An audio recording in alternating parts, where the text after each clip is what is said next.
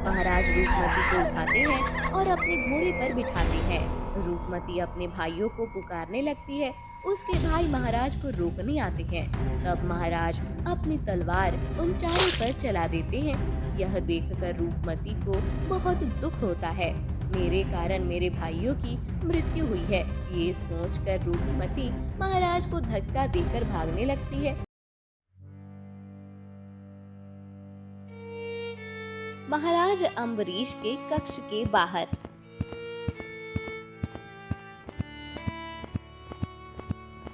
महाराज, महाराज। क्या हुआ दासी? क्या समाचार लाई हो? महाराज, महारानी ने इस बार फिर से एक मरे हुए बच्चे को जन्म दिया है। क्या आज फिर से? नहीं नहीं नहीं नहीं, ऐसा नहीं हो सकता। ये चौथी बार हुआ है कि महारानी ने मरे हुए बच्चे को जन्म दिया है। महाराज अम्बरीश बहुत दुखी और क्रोधित हो जाते हैं। उनकी पत्नी महारानी अनुसुईया ने लगातार चौथी बार मरे हुए बच्चे को जन्म दिया था। हर बार महारानी एक मरे हुए बच्चे को जन्म दे रही थी। ये क्या हो रहा है? क्या मेरे भाग्य में पिता बनने का सुख ही नहीं है? महारानी गर्भवती तो होती हैं, परंतु मरे हुए बच्चे को जन्म देती हैं। ये हर बार कैसे संभव है? समझ नहीं आ रहा है कि महारानी के साथ ये क्या हो रहा है। ऐसे ही कुछ साल बीत जाते हैं। इतने सालों में महारानी अनुसुईया गर्भवती नहीं होती। अब तो महाराज भी वृद्ध हो जाते हैं। उनकी एक भी संतान नहीं होती। वो अब लगने लगता है कि उनके जीवन का कोई अर्थ नहीं है। इसलिए वो एक नदी के पार जाते हैं। वो नदी में कूदने ही वाले होते हैं कि तभी एक महात्मा उन्हें रोकते हैं। राजन, ये क्या कह रही हैं आप? आत्महत्या करना एक बहुत बड़ा पाप है। आप अपने जीवन को ऐसे क्यों समाप्त करना चाहते हैं? क्या बताऊं महात्मा, मैं इतने बड़े राज्य का महाराज हूँ। विश्व में सबसे सुंदर स्त्री मेरी पत्नी है। धन, संपत्ति, सत्ता, किसी वस्तु का कोई अभाव नहीं है मेरे जीवन में। परंतु इस सब के परे मेरे जीवन में इतना दुख है कि ये बाकी सभी सुख उसके सामने तुच्छ है। मेरी एक भी संतान नहीं है। मेरी पत्नी ने 4 बार बच्चे को जन्म दिया, परंतु वो सभी बच्चे मरे हुए थे। इतना सब कुछ होने के बाद भी मैं निपुत्रिक ही रहूंगा। यही दुख मुझे जीने नहीं दे रहा है। राजन, आपके दुख का ये तो कारण नहीं होना चाहिए। मैं आपके मुखमंडल को देखकर ये कह सकता हूं कि आपके भाग्य में पुत्र का सुख है। आप निपुत्रिक नहीं हैं। क्या आपके कहने का अर्थ क्या है महात्मा जी? इसका अर्थ है कि मेरे भाग्य में पुत्र का सुख है। हाँ, आपके माथे पर स्पष्ट लिखा है कि आपके भाग्य में 1 से अधिक पुत्रों का सुख लिखा हुआ है। यदि आपको अभी तक संतान का सुख प्राप्त नहीं हुआ तो इसका अर्थ है कि आपके साथ अवश्य छल हुआ है। क्या मेरे साथ छल हुआ है? अर्थात महारानी ने मरे हुए पुत्रों को जन्म नहीं दिया था। फिर मेरे पुत्र कहां चले गए? इसके विषय में आप अपनी पत्नी से ही प्रश्न पूछिए महाराज। मैं आपको विश्वास के साथ कहता हूं कि आपके साथ छल हुआ है। ये सुनकर महाराज क्रोधित हो जाते हैं और महल में आते हैं। फिर वो महारानी के पास जाकर, महारानी, महारानी। क्या हुआ महाराज, आप इतने क्रोध में क्यों हैं? महारानी, आपने मेरे साथ छल किया है। मुझे आज मेरे प्रश्नों के उत्तर दीजिए। ये आप क्या कह रहे हैं महाराज? मेरी कुछ समझ में नहीं आ रहा है। आपने 4 बार पुत्रों को जन्म दिया था। कहाँ है वो पुत्र? मुझे बताइए। महाराज, आपको तो पता है कि मैंने मरे हुए पुत्रों को जन्म दिया था। आप असत्य कह रही हैं। इतने वर्षों से आप मुझसे असत्य कहती आई हैं। मैं आज ही ये सत्य समझा हूँ कि आपने मुझे अपने पुत्रों से दूर रखने के लिए मुझसे असत्य कहा था। क्यों किया आपने ये? क्यों आपने मेरे पुत्रों से मुझे दूर रखा? और कहाँ है मेरे पुत्र?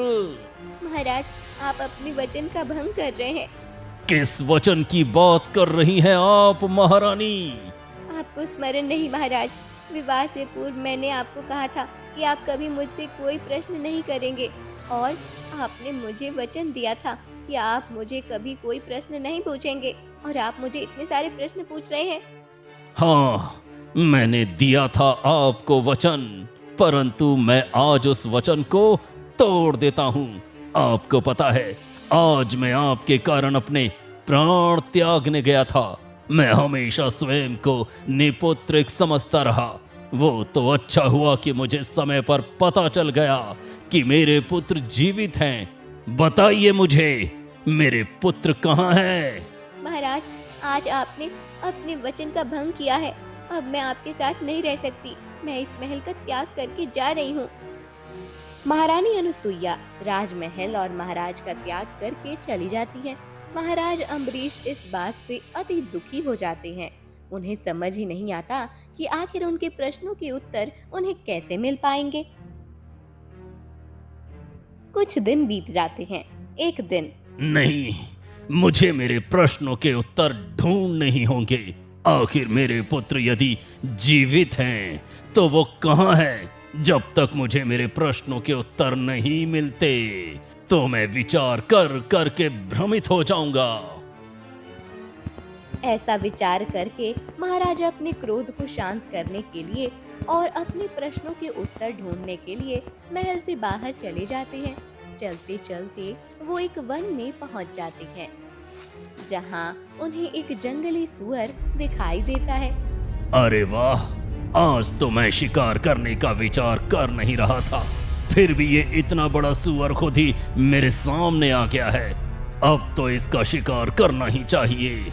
मेरे आक्रोश को शांत करने का ये एक अच्छा माध्यम बन सकता है। मैं जब शिकार करूंगा तब मेरा मन थोड़ा शांत तो हो जाएगा। महाराज अपना धनुष निकालते हैं। महाराज को देखकर वो सुअर आगे भागने लगता है। महाराज भी उसके पीछे भागने लगते हैं। बहुत देर सुअर महाराज को अपने पीछे भगाता है। आखिरकार सुअर थक जाता है। इसी अवसर का फायदा उठाकर महाराज उस सुअर पर अपना तीर दागते हैं। उनके धनुष से वो तीर छूटने ही वाला था कि तभी उस सुअर के सामने 4 ऋषि पुत्र आकर खड़े होते हैं। सुनंदन, शतानक, सुरेश और सुमंगल नाम के वो 4 ऋषि पुत्रों को देखकर महाराज धनुष नीचे करते हैं। महाराज, आप इस निरपराध सुअर की हत्या क्यों कर रहे हैं? बालक, दूर हो जाओ। ये सुअर मेरा शिकार है। मैं एक राजा हूँ और शिकार करना ये राजा का कर्तव्य होता है। तुम मेरे कर्तव्य में बाधा बन रहे हो। महाराज, जिस प्रकार शिकार करना ये आपका कर्तव्य है, परंतु इस वन के सभी जीवों का रक्षण करना हमारा कर्तव्य है। हम आपको इस सुअर का क्या, इस वन में किसी भी जीव का शिकार करने नहीं देंगे। ऋषि पुत्रों, दूर हो जाओ, अन्यथा मुझे तुम पर भी तीर चलाना पड़ेगा। मेरे क्रोध की परीक्षा मत लो तुम सब। महाराज, आप अवश्य हम पर तीर चला दीजिए, परंतु हम इस सुअर को नहीं छोड़ेंगे। इतने छोटे बालक हो तुम चारों, केवल 10-12 वर्ष की आयु होगी तुम्हारी, परंतु इतना साहस है तुम चारों में। अब तो मुझे पहले तुम पर तीर चलाना ही होगा। महाराज फिर से अपना धनुष उठाते हैं। तभी वहाँ एक नीले रंग का तोता आता है। वो रहस्यमयी तरीके से बोलने लगता है। ऋषि अम्बरीश आ गए, ऋषि अम्बरीश आ गए, ऋषि अम्बरीश आ गए। उस नीले रंग के तोते को देखकर महाराज अचंभित हो जाते हैं। ये क्या, एक तोता, वो भी नीले रंग का, और ये हमारी भाषा में बोल कैसे सकता है? ऋषि अम्बरीश आ गए, ऋषि अम्बरीश आ गए। ये तोता मुझे देखकर ऋषि अम्बरीश क्यों कह रहा है? मैं तो महाराज अम्बरीश हूँ, फिर ये मुझे ऋषि क्यों कह रहा है? हे तोते, तुम मुझे ऋषि क्यों कह रहे हो? ऋषि अम्बरीश आ गए। तोता यही एक बात बोल रहा था कि ऋषि अम्बरीश आ गए। महाराज को समझ नहीं आ रहा था कि वो ऐसे क्यों बोल रहा है। तोता ऐसे ही बोलते हुए उड़ने लगता है। तभी सुनंदन, शतानक, सुरेश और सबसे छोटा सुमंगल उस सुअर को उठाते हैं और अपने आश्रम की तरफ जाने लगते हैं। महाराज उस तोते के पीछे भागने लगते हैं। तोता उड़ते हुए एक ऋषि के आश्रम के बाहर एक पेड़ पर जाकर बैठ जाता है। ऋषि अम्बरीश आ गए, ऋषि अम्बरीश आ गए। महाराज उस आश्रम में आकर रुकते हैं। उस आश्रम से दूसरे ऋषि बाहर आते हैं। आप आ गए ऋषि अम्बरीश। ऋषि, परंतु मैं तो राजा हूँ, आप मुझे ऋषि अम्बरीश क्यों कह रहे हैं? एक विचित्र नीले रंग का तोता भी मुझे ऋषि अम्बरीश कहते हुए यहीं आया है। ऋषिवर, मेरी कुछ समझ नहीं आ रहा है, ये सब क्या है? आप मुझे विस्तार से बताइए। ठीक है, आप भीतर आइए, मैं आपको सब कुछ समक्ष दिखाता हूँ, फिर आप सब समझ जाएंगे। महाराज अम्बरीश ऋषि के साथ अंदर चले जाते हैं।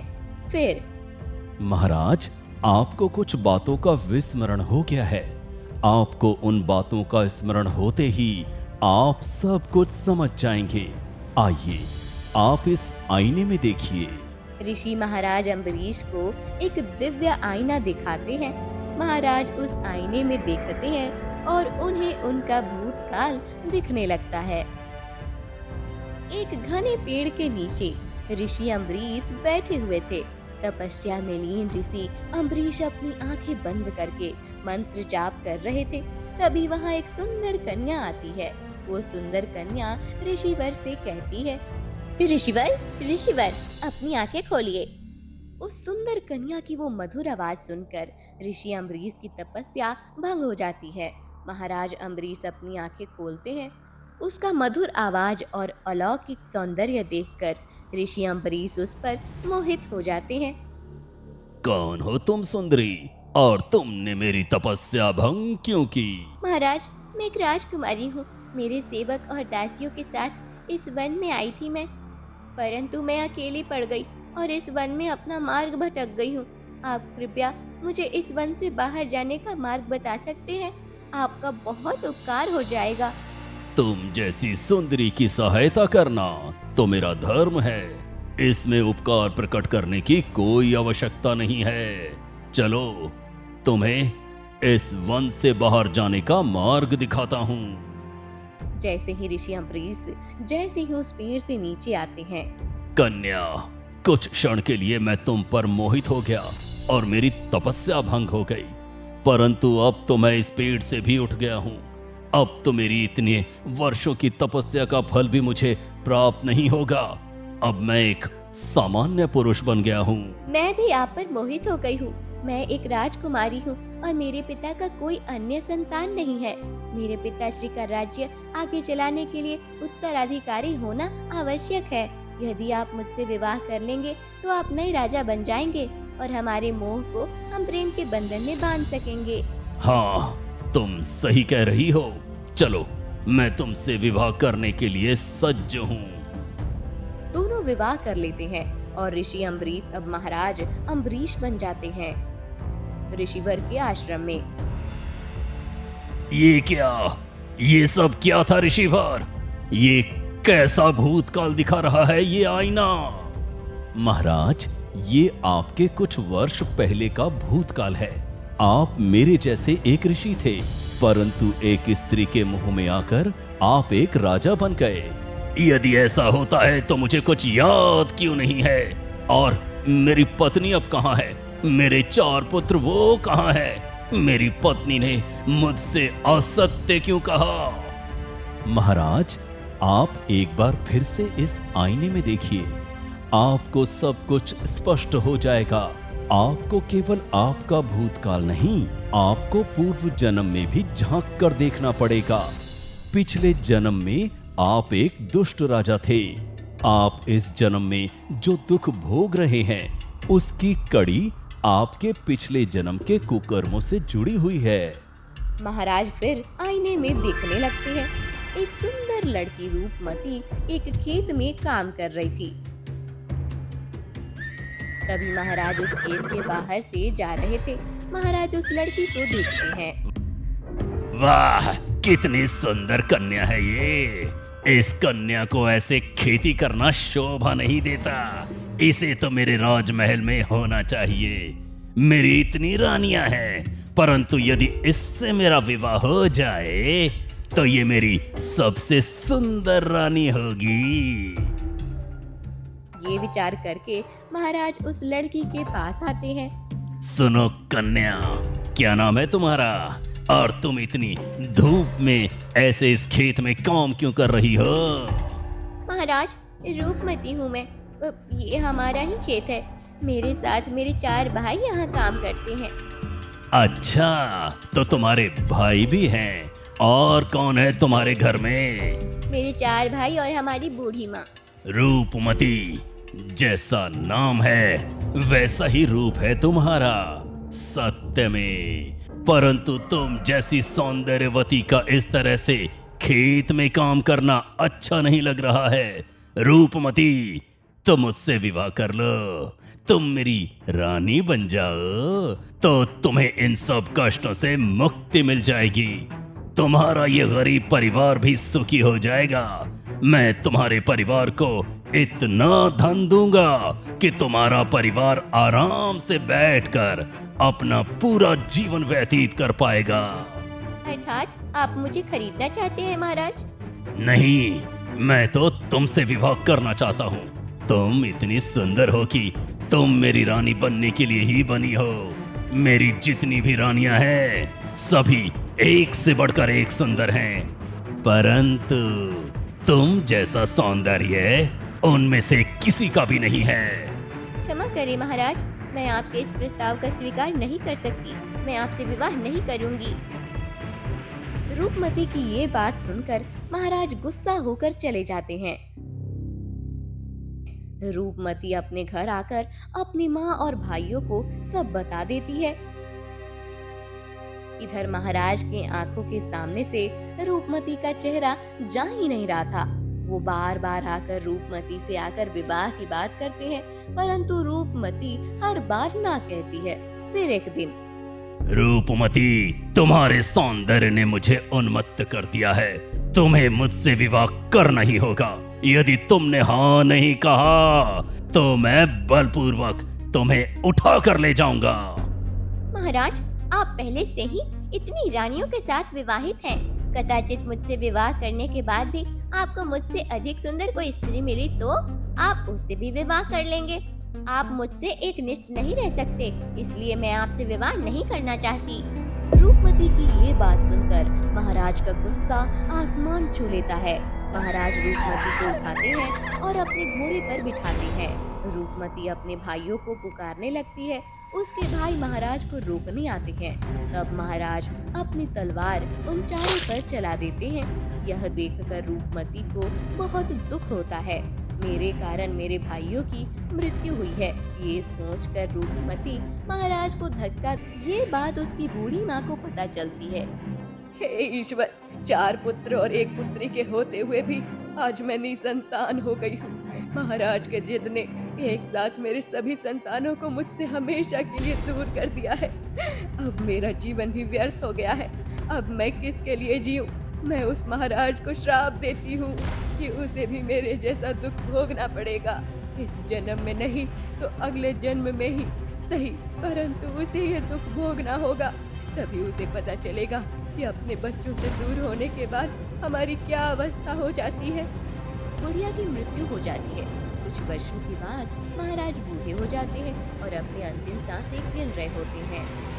मैंने अपने जीवन में बहुत सारे अपराध किए हैं। आज मेरे इस अंतिम क्षण में मेरे अपराधों का बोध हो रहा है। ईश्वर, मुझे अगले जन्म में किसी वस्तु या मनुष्य का मोह न हो, यही मेरी अंतिम इच्छा है। कुछ दिनों में महाराज की भी मृत्यु हो जाती है ऋषि के आश्रम में। देखा महाराज, ये था आपके पिछले जन्म का रहस्य। आपके पिछले जन्म के उस दुष्कर्म के कारण आपको इस जन्म में पुत्र वियोग की पीड़ा सहनी पड़ी है। परंतु ऋषिवर, इस जन्म में ये सब हुआ कैसे? मेरा पहले ऋषि होना, फिर उस सुंदरी से विवाह करना, उसका मेरी पत्नी बनने के बाद 4 पुत्रों को जन्म देना और उन्हें मरा हुआ कहना, इस सब में उस बुढ़िया का क्या संबंध है? और मेरे 4 पुत्र कहाँ हैं? आपके 4 पुत्र जीवित हैं महाराज, और यही हैं। आपको वन में जो 4 ऋषि पुत्र मिले थे वो आपके ही पुत्र हैं। महारानी पुत्र को जन्म देकर एक दासी के माध्यम से उस बच्चे को इस आश्रम में छोड़कर जाती थी। राजकुमारी का आपसे विवाह करने में या आपके पुत्रों को त्याग करने में कोई स्वार्थ नहीं था। पिछले जन्म में रूपवती की मां ने आपको श्राप दिया था। आप इस जन्म में ऋषि बन गए थे और वो बुढ़िया एक जादूगरनी बन गई है। उसने अपने जादू से राजकुमारी को वशीभूत कर लिया और उसने आपकी तपस्या भंग करके आपसे विवाह कर लिया। तो उसने मेरे पुत्रों का त्याग किया, वो क्यों? वो भी उस जादूगरनी के जादू से प्रभाव से ही हो रहा था। ऋषिवर की बात सुनकर महाराज गुस्से से भर जाते हैं और उस जादूगरनी को ढूंढते हुए उसके पास आते हैं। महाराज को गुस्से से अपने पास आते देख जादूगरनी अपनी जादुई छड़ी उठाती है और आजा दोस्त, मैं कब से तुम्हारी ही प्रतीक्षा कर रही थी। अब तुम मेरी जादू से नहीं बच सकते। मुझसे पिछले जन्म में अपराध हुआ था, ये बात सत्य है। मुझे उस अपराधों का बोध हुआ और मैं उसका प्रायश्चित भी लेना चाहता हूँ, परंतु तुमने मेरे नवजात पुत्रों को मुझसे दूर करके सही नहीं किया है। यदि तुमने अपने जादू को नष्ट नहीं किया तो मैं तुम्हारा सर्वनाश कर दूंगा। जादूगरनी अपनी जादू की छड़ी घुमाती है और वहाँ रंग बिरंगी किरणें प्रकट होती हैं। तभी चालाकी से महाराज अपनी तलवार जादूगरनी पर फेंकते हैं और उसके हाथ से जादुई छड़ी नीचे गिर जाती है। महाराज हाथ जोड़ते हैं। मैं तुमसे क्षमा मांगता हूँ। मैंने बहुत बड़ा अपराध किया है और तुम्हारे दुख और पीड़ा का तो मैं अनुमान भी नहीं लगा सकता, परंतु अब तो मेरे पुत्रों को मुझसे मिला दो। मैं उनके बिना जीवित नहीं रह सकता। महाराज, मैं आपको केवल पुत्र शोक के पीड़ा से अवगत कराना चाहती थी। अपने बच्चों के खोने का दुख कैसा होता है इसका अनुमान केवल मुझे है, परंतु आपको अपने पुत्रों से दूर होकर इतने वर्षों में आपको मेरे पीड़े का अनुभव हुआ है। जादूगरनी अपनी जादू नष्ट करती है। जादूगरनी की जादू नष्ट होते ही महाराज फिर से ऋषि के भेष में आ जाते हैं। ऋषिवर महाराज के 4 पुत्रों को लेकर उनके पास आते हैं। ऋषिवर, अब मैं पहले की तरह आश्रम बनाकर अपने पुत्रों के साथ जीवन व्यतीत करूंगा। तभी वहाँ उनकी पत्नी आती है और कहती है कि वो भी राजपाट छोड़कर ऋषि पत्नी बनकर उनके और अपने बच्चों के साथ रहेगी। सभी वन बनाकर रहने लगते हैं। नीला पक्षी भी ऋषि अम्बरीश के आश्रम में रहने लगता है।